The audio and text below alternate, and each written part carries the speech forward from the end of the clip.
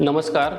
अभी हम पौधों के ऊपर अभिवृद्धि या प्लांट प्रोपेगेशन किस तरह से किया जाता है उसके बारे में जानने वाले हैं। तो ज़्यादातर आम के पेड़ों पर दो प्रकार किए जाते हैं जो कमर्शियली मार्केट में ज़्यादा चलते हैं। एक होता है पाचर कलम, उसे हम क्लेफ्ट ग्राफ्टिंग बोलते हैं, और दूसरा होता है गुठली कलम जिसे हम स्टोन ग्राफ्टिंग बोलते हैं। अब हम जानेंगे क्लेफ्ट ग्राफ्टिंग की विधि किस तरह से की जाती है। तो उसके लिए मेरे पास एक आम का पौधा है, उसके बाद मुझे कुछ टूल्स की भी ज़रूरत पड़ेगी। तो वो टूल कौन कौन से हैं वो पहले हम देख लेते हैं। तो मेरे हाथों में ये सिकैटर है, सिकैटर बोलते हैं हम इसे। तो ये सिकैटर का उपयोग किया जाता है ब्रांच को कट करने के लिए या टहनियों को कट करने के लिए, काटने के लिए किया जाता है। तो ये कैसे पकड़ेंगे, जिस तरह से ये पोजीशन है अभी मेरे हाथ में, इसका जो फ्लैट वाला ब्लेड है वो नीचे रहेगा और जो शार्प वाला ब्लेड है वो ऊपर रहेगा। तो इस पोजीशन में इसको पकड़ना होता है। दूसरा मेरे पास है ये बडिंग और ग्राफ्टिंग नाइफ। इसमें 3 ब्लेड होते हैं, इसका भी अलग अलग तरीके से उपयोग किया जाता है। तो इसमें जो भी धार वाले ब्लेड हैं या धार होनी ही चाहिए इसमें अच्छी, तो इसका उपयोग भी हम ब्रांच के ऊपर की पत्तियां कट करने के लिए या छोटी छोटी ब्रांचेस होते हैं उसको कट करने के लिए, उसके ऊपर छेद बनाने के लिए इसका यूज़ करते हैं। तो अभी देखते हैं कि पौधे के ऊपर किस तरह से क्लेफ्ट ग्राफ्टिंग की जानी चाहिए। तो मेरे हाथ में है सिकैटर। तो मैं क्या करने वाला हूँ, ये पौधे के मैं 2 भाग बनाने वाला हूँ।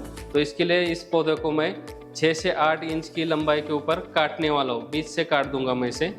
तो मैं इसे यहाँ से अभी काट रहा हूँ, ये मैंने काट दिया। अब मेरे पास जो भी ये वाला भाग बचा है इसे हम रूट स्टॉक बोलते हैं। जब भी बागबानी में कभी ग्राफ्टिंग की जाती है या प्रोपेगेशन किया जाता है तो उसका एक मकसद ये भी होता है कि अच्छी किस्म तैयार करना।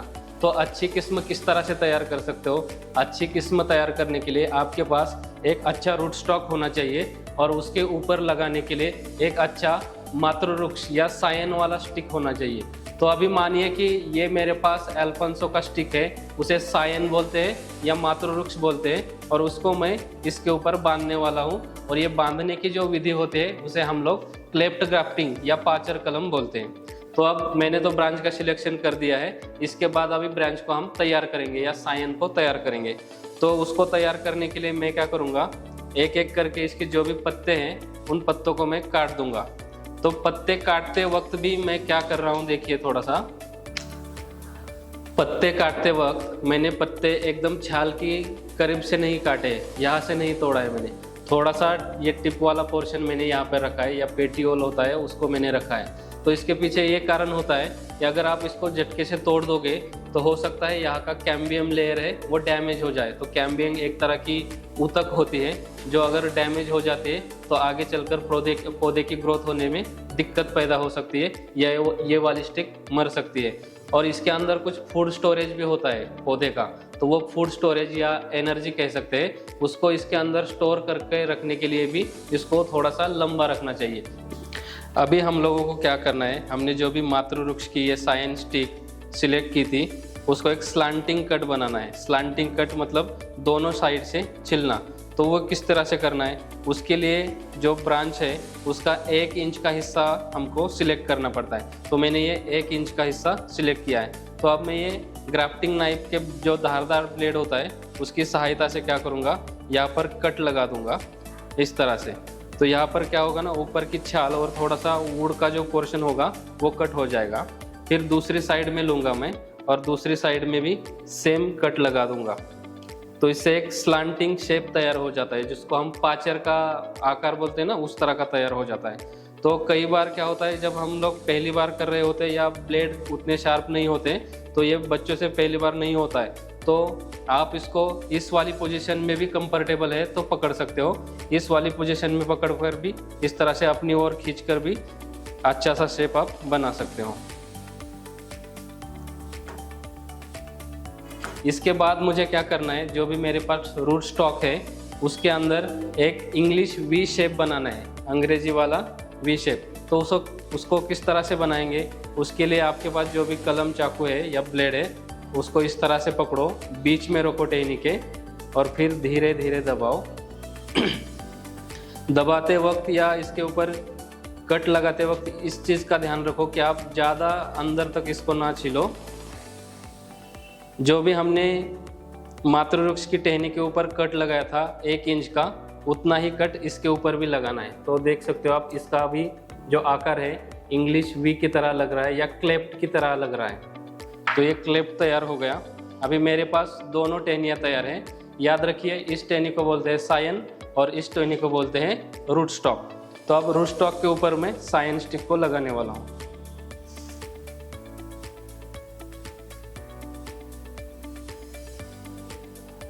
सो इस तरह से ये वाली प्रोसेस से ध्यान रखकर आपको क्या करना है, सायन को इसके अंदर बिठा देना है। अब इसके आगे क्या करना है, इसके आगे हमें एक लेना है प्लास्टिक। अगर आपके पास इस तरह का ग्राफ्टिंग का टेप है तो बहुत अच्छा होता है, क्योंकि ये बहुत अच्छी तरह से खींचता है और इसको आप अच्छे से बांध सकते हो। तो ये वाला टेप ले लो। उसके बाद इसे अच्छी तरह से इसके ऊपर लपेट दो।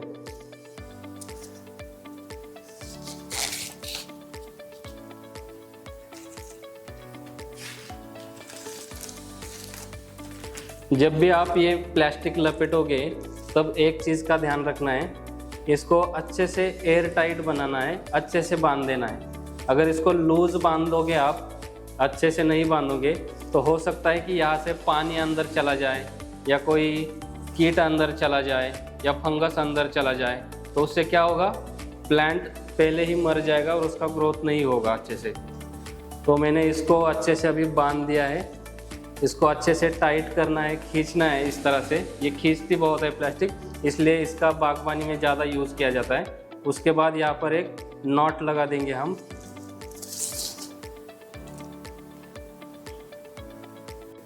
तो इस तरह से आप देख सकते हो, मैंने प्लास्टिक को अच्छी तरह से लपेट दिया है। उसको एक जगह पर गांठ बांध दी है ताकि वो बाहर से निकल ना आए। तो ये फिट हो जाने के बाद हमको इसको ऐसे ही छांव में रखना है। तो छांव में रखने के बाद क्या करना है, इसको रेगुलरली पानी देना है, या खाद डालने तो वो खाद डालने, अगर ज़रूरत पड़े तो इसमें जो फफूंदनाशक है उसको भी कई बार डाला जाता है। तो ये वाला तरीका करके क्या कर सकते हैं हम, एक बिल्कुल नई पौधे की प्रजाति, या मुझे जो भी पौधे की प्रजाति पसंद है वो मैं इसके ऊपर आम की प्रजाति उगा सकता हूँ, या मेरे घर में या मेरे प्रदेश में उसको उगा सकता हूँ।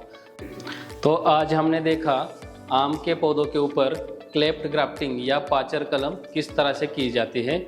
तो ये वाला पौधा अभी मेरे पास तैयार हो गया है। इसको मैं धूप में या मेरे शेड नेट के अंदर इसको रख दूंगा, और जहाँ पर मैं इसको रेगुलरली पानी डालता रहूँगा, और आगे जाकर अगर ये अच्छी तरह से सक्सेसफुल हुआ तो ये बढ़ना शुरू हो जाएगा। तो इस तरह से ये पूरी विधि की जाती है।